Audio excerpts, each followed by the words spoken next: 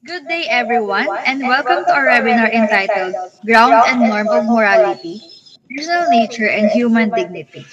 We are truly grateful for your time and participation today. Let me introduce myself. My name is Maria Paula Victoria P. Sanchez.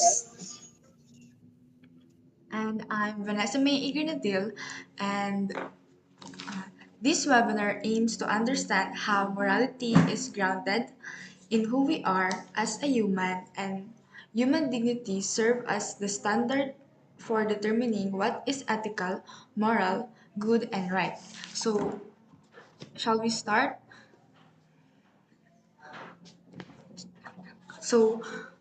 As a person, in our daily lives, we constantly judge action. We often speak whether our action is right or wrong. So, araw-araw tayo kung nag-choice kung what is wrong at ano ang basahan ba nito. So, to help to a little overview is yung pagtanong natin kung tama ba or mali ito is called moral judgment. So, moral judgment is the act of evaluating a human action as right or wrong. So there is three elements of moral judgment. So there is three elements of moral judgment: the judge, the individual making the moral decision, the object, the action or behavior being evaluated, the basic or norm, the standard or principle used to evaluate the action. So in simple example is that as I'm the judge, because I'm is cheating online quiz is wrong. So I'm the judge. I'm the one making the moral decision. Then the object is the cheating, and the basis or norm is how we decide kung paano sasabihin na tama or mali yun. In daily life, people often use law, culture, or religion as their moral basis. For example, a person may say cheating is wrong because school prohibited it, and culture value honesty, or because religion teach cheating as sinful. But these norms are not always sufficient on their own. So, kumbaga may flaw yung tatlong principle na yon. So, these are the limitation of those three, which the limitation of those three is law may be unjust or incomplete. So, nag-change siya. So, nagbe-base pa din siya sa jurisdiction. Then, culture differ and may tolerate harm. And religion is not universally shared.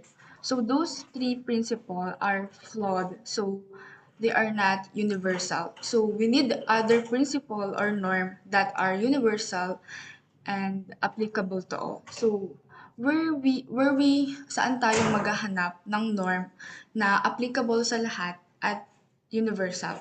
So again, we need a universal norm which is universal to us, apply across all society and times, and applicable to all. So hindi naman na need maghanap since yung universal norm na yun is within us.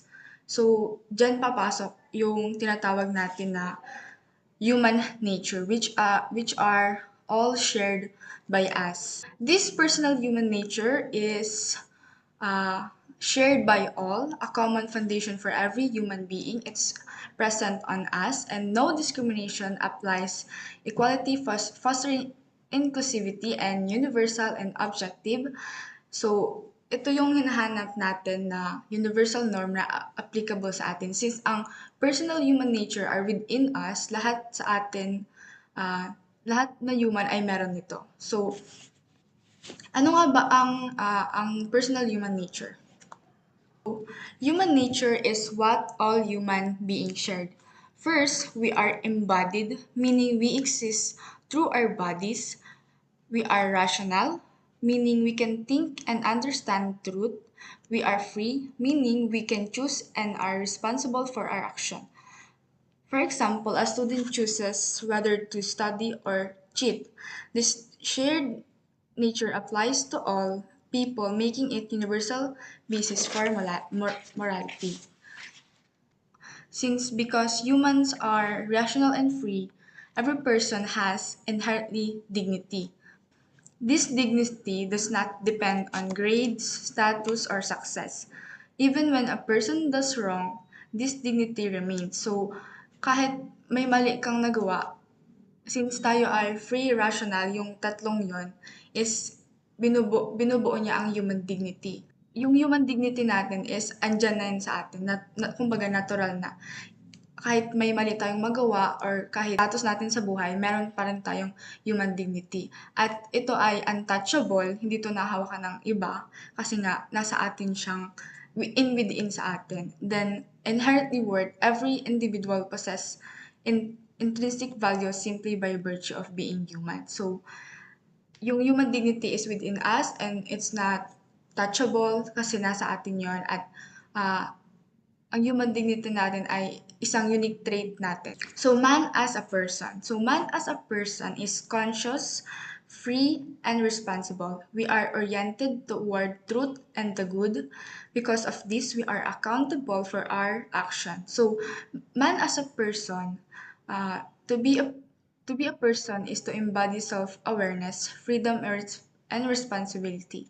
So, ang person is normal na ang hanapin natin is yung absolute truth or hahanapin natin yung mabuti. So, ang example niyan is when a student knowingly cheats, they cannot blame others because they freely choose the act. So, yan ang man as a person. Since we have free will and we are responsible for our own action because we're a conscious being. So, that is man as a person. So, man as nature. As part of human nature, we are social being. Our action affect others. We also have physical needs and live in a shared environment. So, man as a nature are interconnected existence. Since we are human, we are naturally social beings because we need to communicate with other person. There's a saying, no man is an island, so we cannot live without the other. So, social fabric, so we need our social community to thrive. Sabi nga nila, it takes a village to raise a child. So, need natin ng social community para mabuhay. Then, embodied reality, we need our physical needs such as food, shelter, and health. And those three are essential for our living. And also, we are connected to Earth because, again, uh, we use the resources of Earth to feed ourselves. Kumbaga, lahat ng nakukuha natin na resources ay galing sa Earth. So, ang example niyan is that, again, yung cheating, pag nag-cheat ka, hindi lang naman ako ang maapektuhan. Pati yung, pag nag-cheat ako, yung kaklase ko maapektuhan kasi it's unfair to them since nag-cheat ako. Then, yung integrity ng school is maapektuhan. So, every action, since we are man as a nature, every action is may effect siya sa surrounding natin. So, yun ang man as a nature. Personal nature as the ultimate norm. So personal nature and dignity becomes the concrete norm of morality. Action that respect life, truth, freedom, and community are moral. Action that violate these, such as lying or cheating, are immoral because they go against what it means to be a human. So these four should this is the basis for saying if the decision is moral or it's ethically right. In order to understand, so an example niyan is again is cheating in exam. So cheating in exam violates truth because it presents false achievement and it misuses freedom by avoiding responsibility. It disrespect personal dignity by reducing oneself to dishonesty, and harms the community by destroying trust and fairness. Even if no rule is mentioned, the act is immoral because it violates human nature and dignity. So, in conclusion, the true ground of norm of morality is human nature and human dignity. By understanding what it means to be human, we can judge action rightly in any situation. So again, to reiterate, so morality is human and nature, and human dignity is what we can call the universal moral norm to guide us what is ethical and ethically right and ethically wrong. So by grounding morality in personal nature and human dignity, we forge a universal ethical framework that is both profound and practical. So thank you for listening. I hope you understand a personal human nature and human dignity. Thank you, Vanessa. So for our next slide, I will be discussing the personal nature and human dignity as criteria for what is ethical, moral, good, and right. So for the personal nature as the ground of morality, the personal of nature of the human person means that human beings are rational, free, and responsible agents. Unlike objects or animals, persons possess intellect and free will, allowing them to make conscious choices and be accountable for their actions. Morality exists precisely because human actions are knowingly and freely chosen. As a moral criterion, personal nature requires that actions first respect human freedom and conscience, second, recognize individuals as moral subjects rather than objects, then third, involves responsibility and intentionality. An act is ethical and moral when it is performed freely, with awareness in a manner that respects the personal agency of others. Actions such as coercion, manipulation, deception, and exploitation are immoral because they deny the personal nature of the human person by treating individuals as mere means to an end. Second is the human dignity as the norm of morality. Human dignity refers to the inherent, inviolable, and equal worth of every human being, simply by virtue of being human. This dignity does not depend on social status, productivity, intelligence, or moral behavior. It is intrinsic and universal. Human dignity serves as the norm or standard of morality by asking a fundamental ethical question.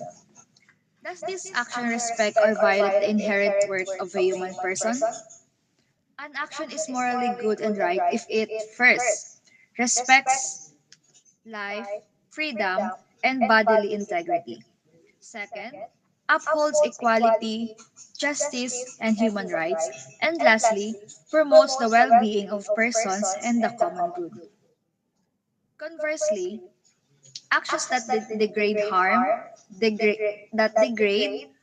discriminate against, or dehumanize individuals are morally wrong because they violate human dignity regardless of their intentions or their outcomes. Third is the personal nature and human dignity as moral criteria. Together, personal nature and human dignity form a comprehensive ethical criterion. Una is yung personal nature ensures that morality respects human freedom, reason, and responsibility. And ikadua, human dignity ensures that morality protects the intrinsic worth of every person. An action is ethical, moral, good, and right when it is freely and responsibly chosen. Inot is respects persons as subjects with conscience and freedom. Ikadua affirms the inherent dignity of all persons involved.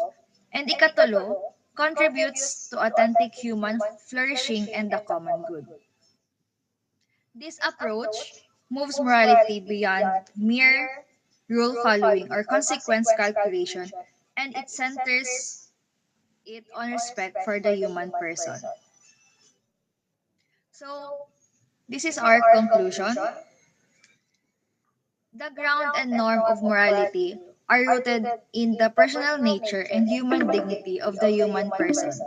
Morality exists because humans are free and rational persons capable of moral responsibility, and moral norms exist to safeguard their inherent dignity. What is ethical, moral, good, and right is determined by whether actions respect human freedom, uphold intrinsic worth, and promote justice and human flourishing. Any act that denies a person's dignity or personal nature is morally wrong, while actions that honor and protect them are morally good. Again, thank you for joining us in this meaningful discussion. We hope this webinar encourages you to make ethical choices rooted in respect, responsibility, and human dignity. Thank you and have a good day, everyone. Bye. Thank you. Bye. Bye.